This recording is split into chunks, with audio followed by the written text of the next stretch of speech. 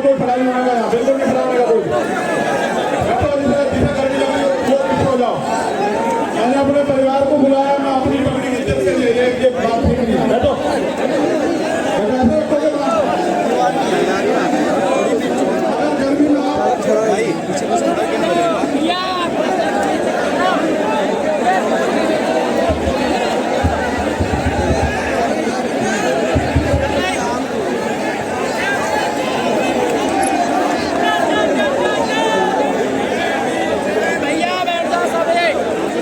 हमारे बीच गुलाम सिंह टंडूर जी, जिन्होंने में पानी पिलाए कोई उनके सर पे पेशाब कर दे, इसलिए हमारे माँ बापों ने हमें जन्म नहीं दिया, इसलिए अपने मनोबल को ऊंचा करो। ये लोकतंत्र है, जिनके पास लोग होते हैं, जिनको उनका राज होता है। लोग आपके पास हैं, लेकिन राज कैसे आएगा इसका तरीका आपको बता देता हूं। राज ऐसे आएगा, जिन्होंने पहले काम किया हमारे लोगों को, मैं सुनता हूं कहते पिछड़े वर्ग के जो लोग हैं वो तैयार नहीं है बहुजन भाईचारे के लिए। ये बात बार बार कही जाती है कि पिछड़े वर्ग के लोग तैयार नहीं। मैं आपको सच बताना चाहता हूं, सच क्या है। सच ये है, और आप इस बात को मेरी सुनोगे, कि पहले दलित समाज के लोगों को पढ़ा के अपने पैरों पे खड़े करके किताबें लिख के अपनी लड़ाई लड़ने के लिए सबसे पहले जो अगर शुरुआत किसने की, गुलाम भारत में अंग्रेजों के गुलाम जब हम थे तो वो राष्ट्रपिता ज्योतिबा फूले ने की, जो पिछड़े समाज से आते हैं। उन्हीं को बाबा साहब अम्बेडकर ने अपना गुरु माना। बाबा साहब 91 में पैदा हुए और ज्योतिबा फूले 1890 में चले गए। उन्होंने अपना सारा जीवन इस समाज को पैरों में खड़ा होने के लिए दिल लगाया, क्योंकि बाबा साहब ने भी अपने नारे में कहा शिक्षित बनो। भाई चारों लोग डिस्टर्ब कर रहे हो, खोंची भर कर बिठा लो, बिठा लो। फिर छत्रपति साहू जी महाराज को याद करो, जिन्होंने बाबा साहब को बाबा साहब बनाने में योगदान किया, उनकी प्रेस के लिए पैसा दिया। वो हमारे पिछड़े समाज के इतने बड़े नेता थे, राजा होते उन्होंने समाज से कहा कि डॉक्टर अम्बेडकर आपके समाज के सच्चे नेता, इनका साथ दो। आप ये बताओ, वो भी पिछड़े समाज के थे। पेरियारी रामास्वामी नायकर वो भी पिछड़े समाज के थे। नारायण गुरु वो भी पिछड़े समाज के थे। सर छोटू राम वो भी पिछड़े समाज के थे। बाबू जगदेव प्रसाद कुशवाहा वो भी पिछड़े समाज के थे। जननायक कपूरी ठाकुर वो भी पिछड़े समाज के थे। महामना राम स्वरूप वर्मा वो भी पिछड़े समाज के थे। और जिन्होंने देश की आजादी में योगदान दिया, चाहे शहीद आजादी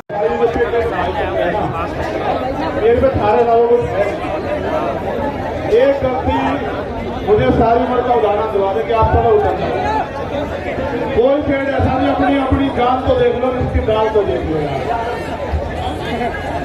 नीचे उतर जाओ, ऐसा मत करो, नहीं बिल्कुल उतर जाओ।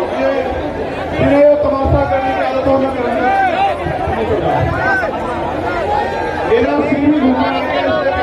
जाओ। मेरी निगल थाने पे चोट कर तो मेरा सारा फोन हूँ और मेरा परिवार उतर जाओ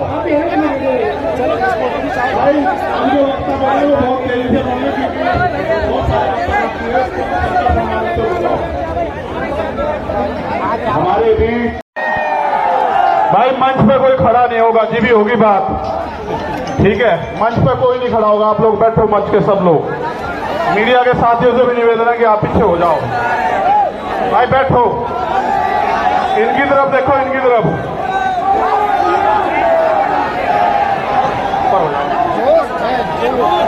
बैठ जाओ, जगह देकर बिठाओ, जगह देकर बिठाओ। उधर को जगह देकर बिठाओ, यहाँ पे बैठ जाओ, नीचे मत बैठो, अच्छा नहीं लग रहा। अब बात सुनो, अगर वाकई में बाबा साहब का असली खून हो और अगर थारा दिल धड़कता है अपने भाई के लिए, तो फिर जमीन पर बैठो यार।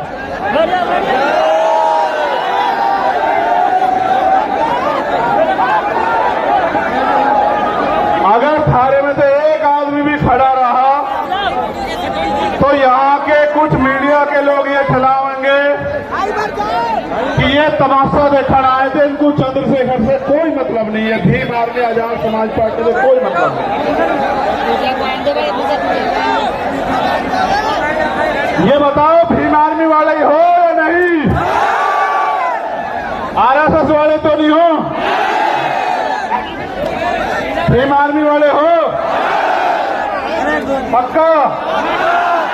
बताओ आजाद समाज पार्टी वाले हो या नहीं हो? बताओ, दोबारा पूछ रहा, बता दो। ये बैठो भाई, फिर भाई बात जो सबसे आगे है वही नहीं, मीडिया को छोड़ दो। पहले आप बैठ जाओ, मेरी भी तरफ देखो, मैं पानी सर पे घेर का खड़ा हुआ आपकी वजह से। बैठो ना बैठो, जब तक आप बैठने की नहीं कोई बात नहीं होने की। बिठाओ बिठाओ बिठाओ, बेटे पीछे होकर बैठ जाओ, बैठ जाओ बैठ जाओ बैठ। पता लगा आपके बीच में से कोई खड़ा होकर गोली मार दे, फिर क्या करोगे? इसलिए बिठा रहा था मैं। बैठ जाओ भाई, सब मारे वाले नहीं हो फिर, इसका मतलब मारे वाले तो एक बार के कहीं पे बैठ जाओ, डंके की चोट पे बैठ जाओ। मैं जानता हूं भीम आर्मी वालों को, मेरे पे नहीं बैठे जा रहा यहां, लेकिन एक नहीं हिल रहा जो कुर्सी पे बैठा। ये है हमारी ताकत। देखो जो नेता मंच पर बैठे हैं वो बहुत सम्मानित है, इसमें कोई दो राय नहीं है, लेकिन जो यहां सामने बैठे हैं उनका कोई तोड़ नहीं है। मैं आज भाई बात सुनो, नारे नूरे मत लगाओ, बहुत हो गई। ये बात सुन लो, जैसे तुम बोल लोगे मेरी बात पर ध्यान हट, तुम चाहो ध्यान हट जाओ मेरी बात पर। बताओ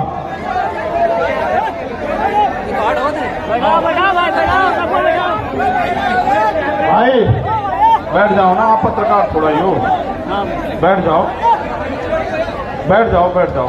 जी भी बात शुरू होगी, जब तक आप बैठने कोई बात नहीं सुने होगी, आप जानते हो ना मेरे सीट पे। बैठ जाओ भाई। आप देखो वो सब लोग जो है ना जिम्मेदार हैं, आपको समय दिया है ना, तो ऐसा मत करो। देखो वो सब बेवकूफ बन रहे हैं, आप पीछे को हो जाओ। नेशनल चौपाल वालों हो जाओ पीछे को, जमीन नहीं बेचना चाह, चलो पीछे को हो जाओ। सर जाऊँ ना, तो पानी पीना है यार, जगह कौन पिया, बहुत प्यास लगी, प्लीज रिक्वेस्ट है यार।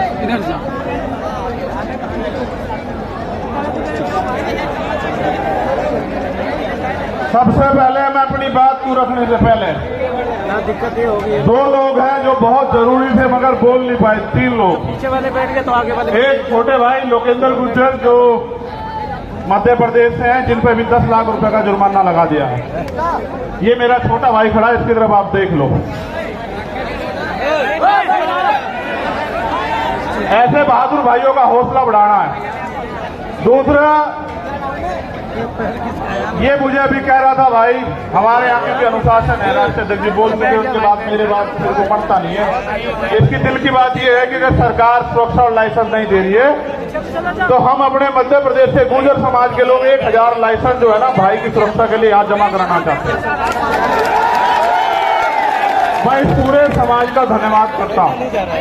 एक भाई हैं बिलाल सहारनपुरी, जिनके गाने बहुत मशहूर हैं, वो भी नहीं बोल पाए, मैं उनका भी धन्यवाद करता हूँ। एक हमारे राष्ट्रीय सचिव हैं चौधरी अमर सिंह पटेल जी, वो भी नहीं बोल पाए। महाराज सोहरतगढ़ वाले, उनका भी मैं धन्यवाद करता हूँ। उसके बाद इस मंच पर उपस्थित हमारे राष्ट्रीय कोर कमेटी के मेंबर भाई कमल जी, भाई अमित कसाना जी, चौधरी महेंद्र सिंह जी, गुलजार जी, रविंद्र कुमार भाटी जी, सतपाल चौधरी जी,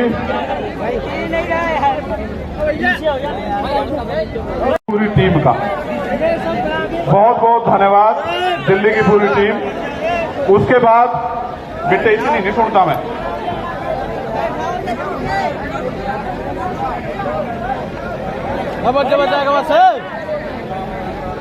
तो मौसम भी आपके साथ है। मैं वादा करके कह रहा अगली 10 मिनट में वो ठंडा होगा, याद रखो मेरी बात को। संतों गुरुओं महापुरुषों का इतना आशीर्वाद है कि अभी वो गोली नहीं बनी जो आपके भाई का सीना चीर जाए। देखो मैं आपको कुछ बात बताना चाहता हूं, भाषण तो मैं आपको बहुत दिनों से दे रहा हूं, मुझे इस मंच से एक संदेश देना है। मैं उन सब साथियों का भी धन्यवाद करता हूं विभिन्न विभिन्न पार्टियों के MP, MLA, पूर्व MLA, पूर्व मंत्री, पूर्व मुख्यमंत्री, तमाम हमारे साथी जो आए यहाँ, मैं उन सबका बहुत बहुत धन्यवाद देता हूं। और मैं पुलिस के साथियों का भी धन्यवाद देता हूं। मैं उनको ये भी कहता हूं, एक सूचना उनके लिए ये है कि मुझे खबर दी गई थी कि अभी कौन सा थाना है भाई, धौलाकुआ में हमारी 4 गाड़ी रोक के आपने बंद कर दी। देखो, बंद का काम तो हमारा है, आपका नहीं है। आप तो कर्मचारी लोग हो, सबकी मदद का काम है। आपका तो काम है सबकी मदद का। और आप जानते हैं, इतने लोग आ जाए लाखों की संख्या में तो आदमी पागल हो जाए, लेकिन हम अपनी ताकत को जानते हैं, कभी हम भीड़ देख के पागल होते नहीं। वरना हम ये भी जानते हैं कि अपनी सारी मांग आज ही बनवा देंगे हम संसद की तरफ को चल के, सारी की सारी आज ही बनवा के जाएंगे। और इसलिए बनवा के जाएंगे क्योंकि मैं अपनी बात को रखते हुए बताऊंगा कि लोकतंत्र है। प्रधानमंत्री टैक्स देते ना हो या देते हो, हमारे किसान, कामगार, दलित, पिछड़े, आदिवासी, जैन, सिख, बौद्ध, पारसी, ईसाई, मुसलमान, तमाम लोग टैक्स दे दे के इस देश को चला रहे। इसलिए देश के संसाधनों पे हमारा अधिकार ज्यादा बैठता है और हम इस देश में मांगने के लिए पैदा नहीं हुए। इस बात को आप लोग याद रखें। मैंने उस दिन भी अपील की। मैं आपको एक बात बस शुरू करूंगा अपनी बात। आप जानते हो, जब मैं पहली बार जेल गया 8 जून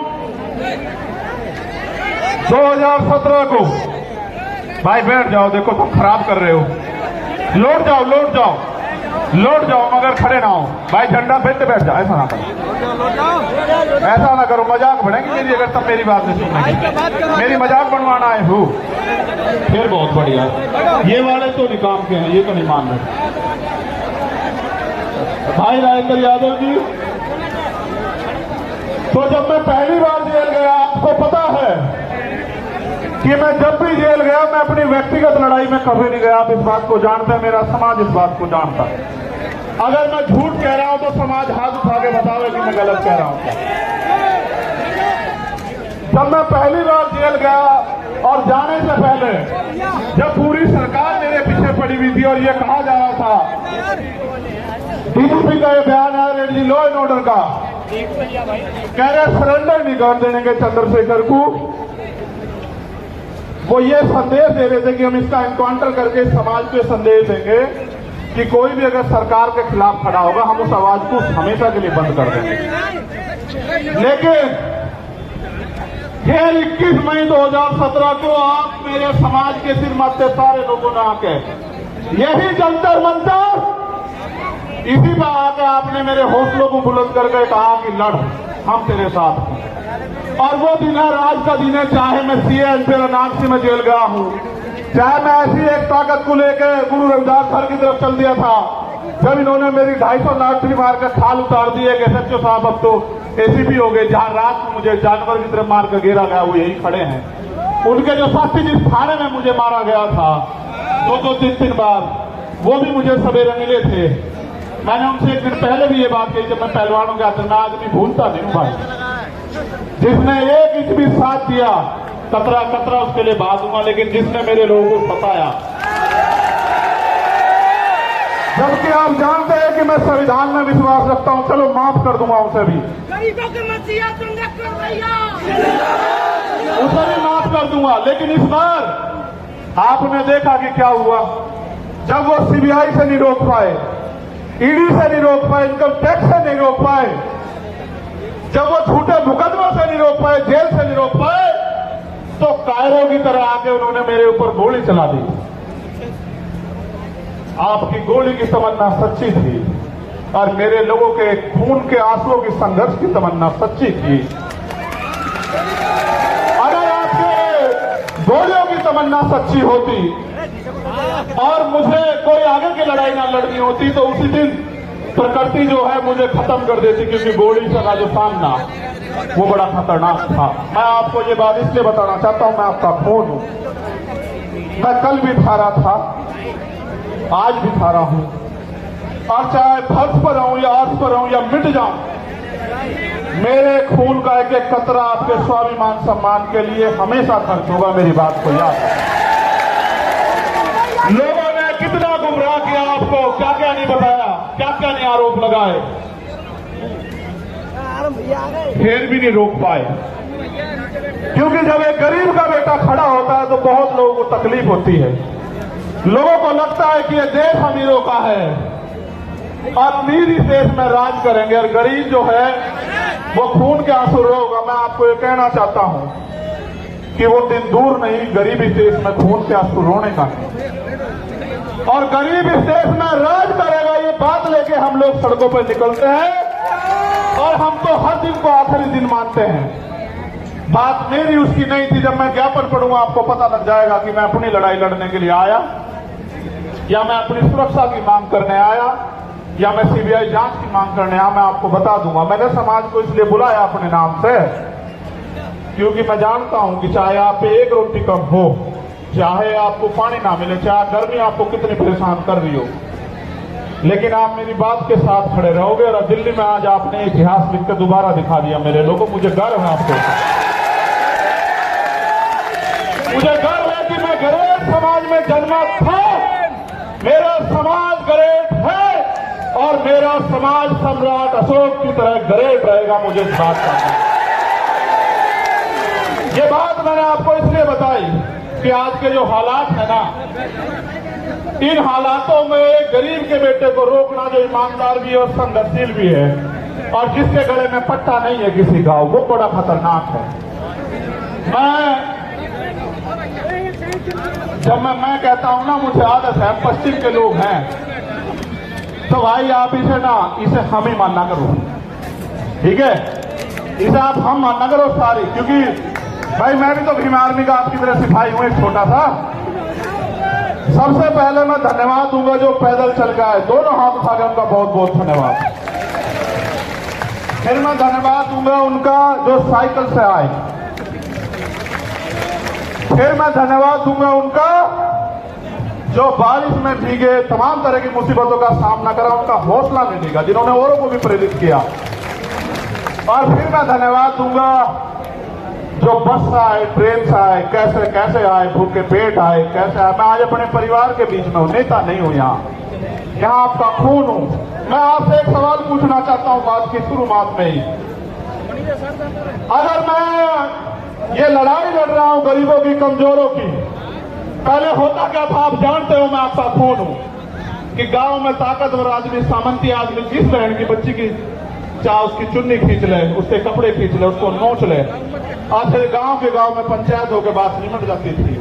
किसी की बारात रोक दो, किसी के ऊपर पेशाब कर दो, किसी को थूक दो, किसी पे थूक चटवा दो, किसी की मूंछ काट लो, किसी की पानी छूने पर हत्या कर दो। तो पहले ये ताकतवर लोग था, उनका जन्मसिद्ध अधिकार है। मगर जब से भीम आर्मी के सच्चे पहरेदार मैदान में आए हैं देश के अंदर, वो कर तो देते हैं घमंड में, लेकिन उन्हें नू नहीं बचा, उनकी मां भी नहीं बचा सकती उन्हें। फिर सरकार को जेल वो जाते हैं, जेल। जब वो जेल जाते हैं तो वहां बैठ कर वो सोचते हैं कि हम किसकी वजह से जेल जा रहे हैं। तो जब वो जेल जाते हैं तो फिर वो क्या करते हैं पता है? वो जेल जाके ये कहते हैं बाहर निकलते कि इस आदमी को निपटाओ, वरना तो हमारा एक छत्र जो अधिकार है वो खत्म हो जाएगा इस देश। उन्होंने शुरुआत ये यहां नहीं की, उन्होंने शुरुआत बिहार में की, जब भाई राकेश पासवान को उन्होंने 20 गोली मारी। हम समझ नहीं पाए, 20 गोली मारने के बाद उन्हें लगा ये डर जाएंगे, लेकिन आप डरे नहीं। फिर उन्होंने विदिशा में हमारे जिला अध्यक्ष भाई चरण सिंह की हत्या करी, फिर भी नहीं हम डरे। हम आंदोलन में आए, हमारी जान चली गई, तब भी नहीं डरे। फिर उन्हें लगा कि भाई जड़ ही काटो, टहने भी मजबूत हैं, जड़ भी मजबूत है, पत्ते भी मजबूत है, भाई जड़ ही काटो तो बाबा साहब वाले रुकने के लिए। तो जड़ काटने का वो क्या था कि चंद्रशेखर आजाद को निपटा दो। देखो वो तो बच्चे हैं जिन्होंने ये किया है, सच बात बता रहा हूं, बच्चे हैं, लेकिन उनके हाथ पीछे जो है ना, जिन्होंने उनके हाथ में हथियार दिए वो बच्चे नहीं। हम सीबीआई जांच की मांग इसलिए कर रहे थे कि बहुत सारे लोगों ने मजाक उड़ाया कि अपने आप सिक्योरिटी लेने को हमला कर दिया है। जिसकी रक्षा इतना बड़ा समाज करता हो, जिसकी रक्षा जो है सम्राट वीरभोज के वंशज करते हो, जिसकी रक्षा सब छोटू राम के वंशज करते हो, जिसकी रक्षा गुरु गोविंद सिंह जी के बच्चे करते हो, जिसकी रक्षा सदगुरु रविदास जी महाराज के बच्चे करते हो, जिसकी रक्षा भगवान वाल्मीकि महाराज के बच्चे करते हो, उनको लगा कि वो उसको मिटा देंगे। ये किसान कमेरों की आवाज है, ये मिट्टी का भले ही हो लेकिन इसके लोगों ने से बड़ा